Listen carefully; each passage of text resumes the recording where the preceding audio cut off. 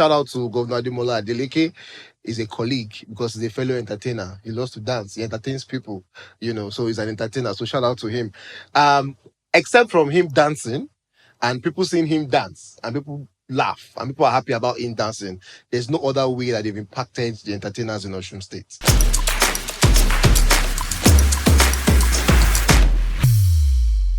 All right, welcome back to another section of the FreeFlow Podcast brought to you by RK Record. My name is MJ. Today, I have someone in the studio who is, I won't say he's not a comedian, but you can still call him one. But he's an MC par excellence, one of the great hosts we have in the city of Osun, who has been able to put a landmark on his craft. He's well known both in the political world and in the entertainment world. We're going to be discussing a whole lot today. We're going to be discussing about entertainment mixed with politics, and we're going to be discussing about governance also. Loni Fair, you understand? So, I will do it on free flow, and that's why we're here this day. Now, I have here with me in the studio no other person. I call him Massive. He has his own name, so he's going to be doing that by himself. Massive, you're welcome. Thank you very much. How you doing, sir? Doing great. Okay, like I used to tell people, generally we all know Massive MC. Massive. Who is Massive? My name is Alawode Oluwatosin Olamide, known as Massive CCFR. And Massive is an events and media consultant. Massive is a master of ceremonies, an event compare, and selectively available right now. I take pride in saying I'm selectively available because you find me you're not available for all. Yeah, you find me everywhere. I select my events. So basically, that's why I am. Massive is a media and events consultant. Okay, so you are basically an entertainer to a large extent. Now you were able to double with mixed entertainment, politics, and all of that. I know that's a whole lot of work to balance anyway, but we're still gonna get there. So now let's talk real quick. How do you see entertainment? Let's talk about the state that we are in, Osun State. What is the state of entertainment in this land? Okay, so if we want to talk about the state of entertainment in Osun State generally, I think that's a very wide scope to actually start breaking conversations out of, because a lot of people actually mistake Osun State for Osogbo. Osogbo is the capital. Osogbo is like a town, and we have other places in the map. We have other towns. So if we want to talk about Osun entertainment, we need to talk about entertainment everywhere. Yeah. We talk about entertainment in Ife.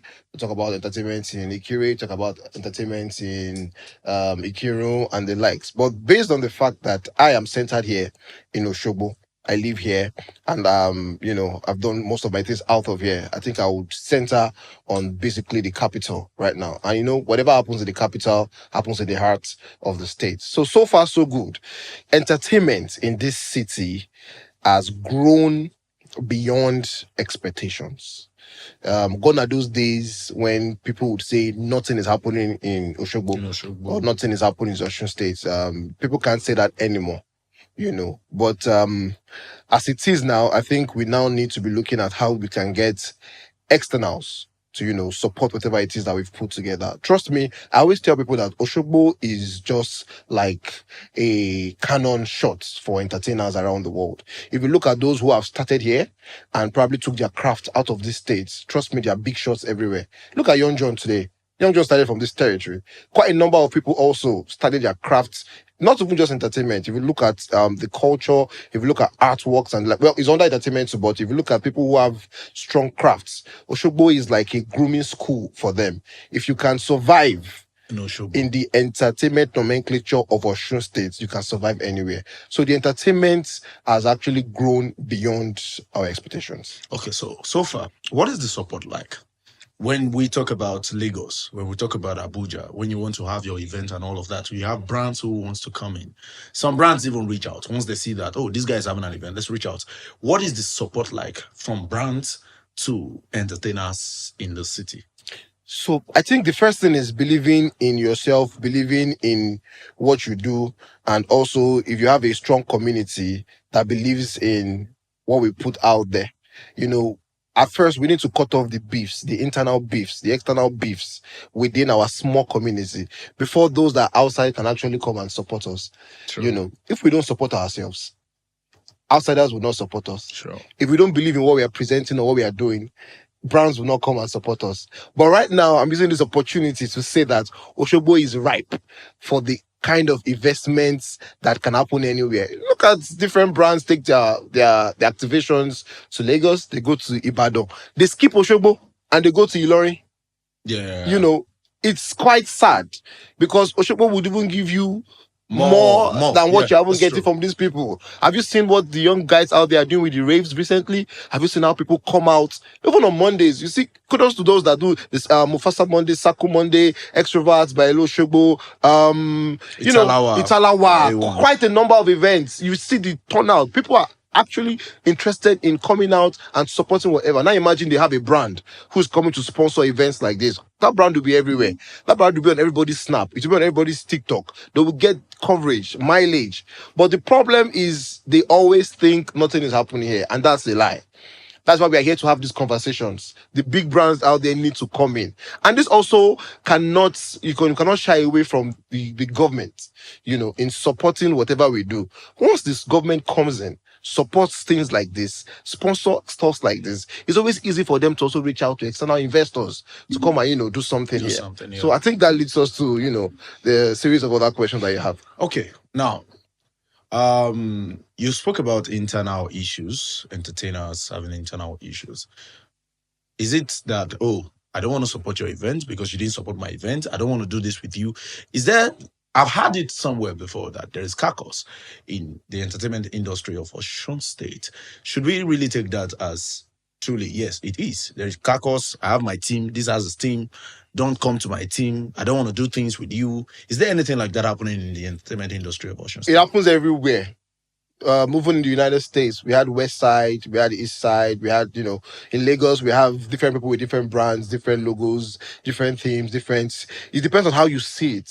You know, if you see it from a point of instigating crisis, then you can now see it as caucus. But most of the times, you know, Oshobo is quite a very small place.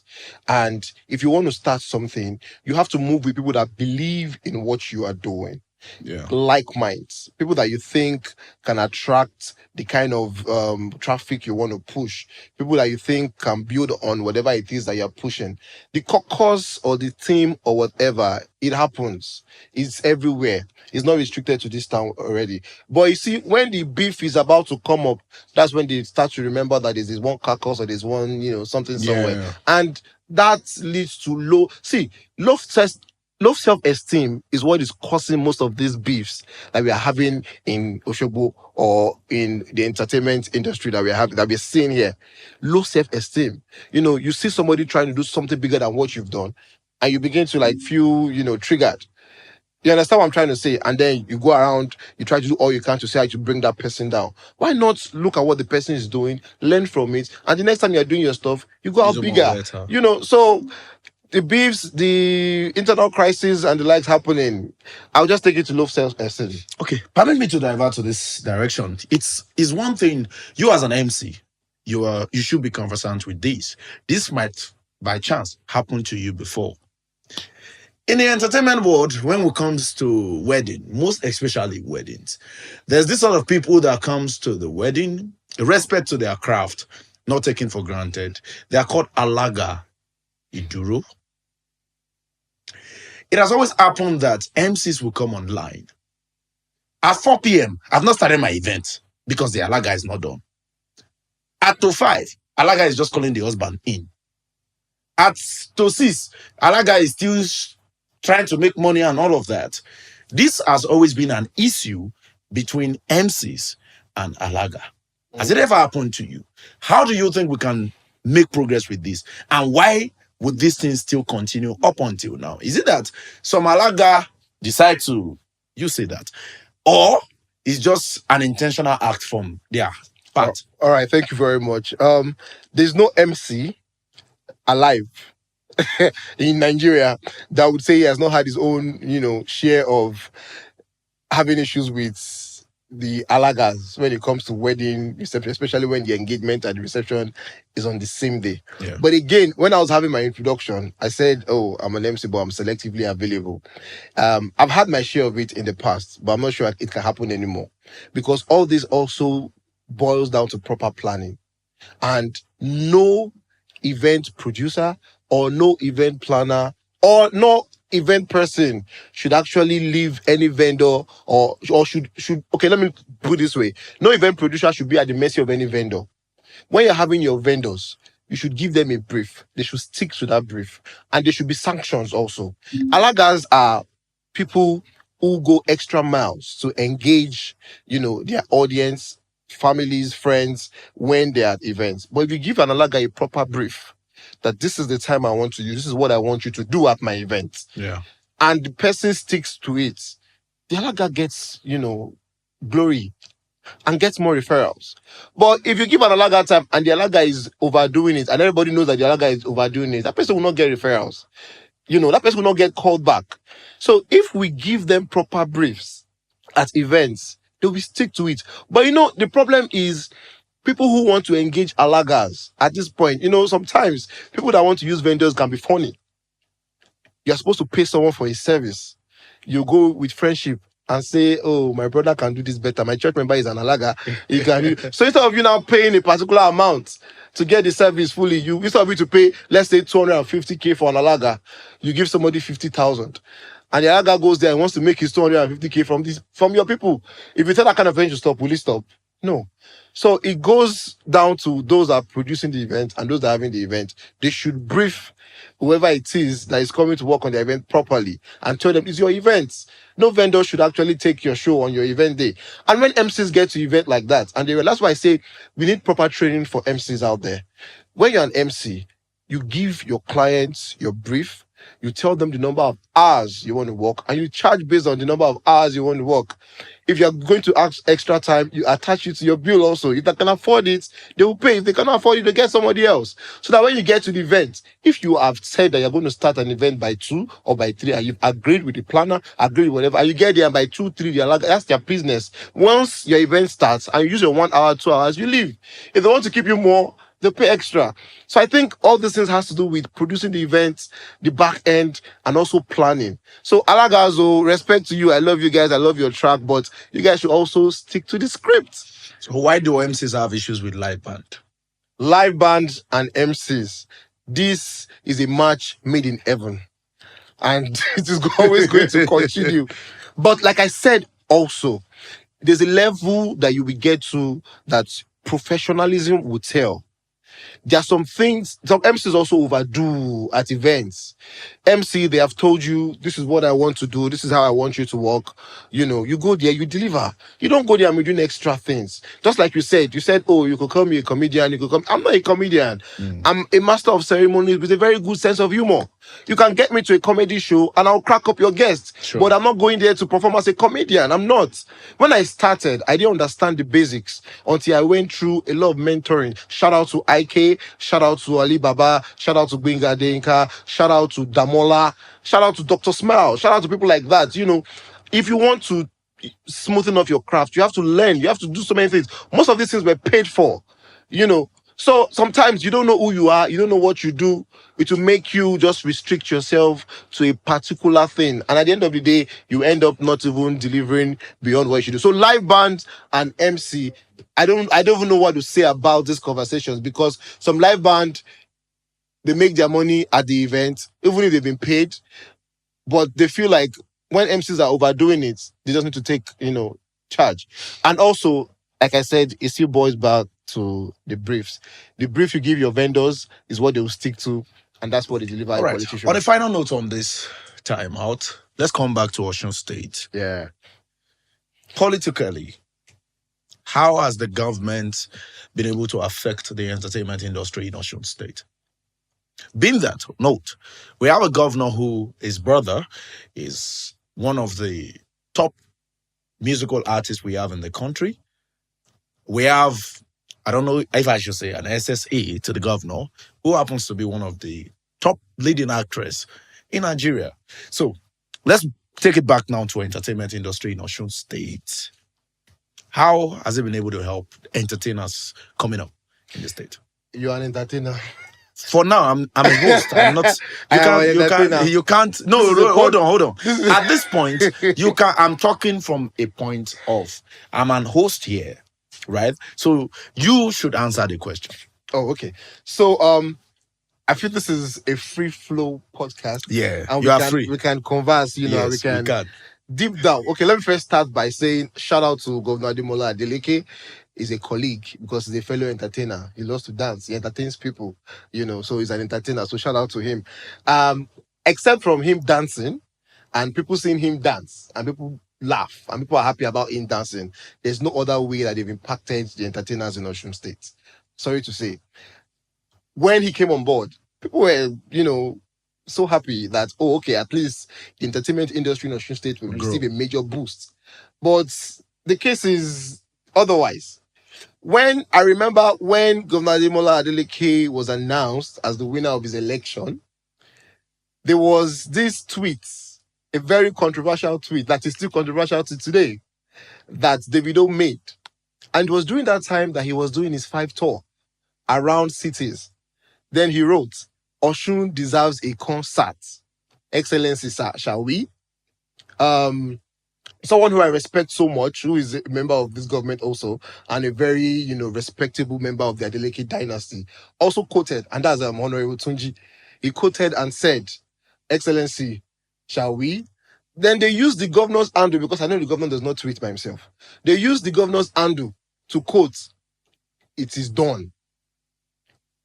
How many years now have we had a Davido concert in Osun State? Has Davido not done concerts in other places? Has he not done shows in other places? No. They would want to link it to, oh, there's no venue that can accommodate. Well, really, in the whole of Osun State, have you been to OAU? Have you seen what the capacity of their halls or their theaters can be like? It doesn't have to be in Osogbo. Be Red did a concert recently. We all know how that ended. Thanks to our Mother Osun, who gave us a blessed rain during that concert. They still made it happen, you know, but, you know, it was a free concert. And you look at the turnouts, you cannot say it was a success. They just tried. Then we have an SSA, Honorable Laide Bakari. She's supposed to be the SSA on culture, tourism, and entertainment.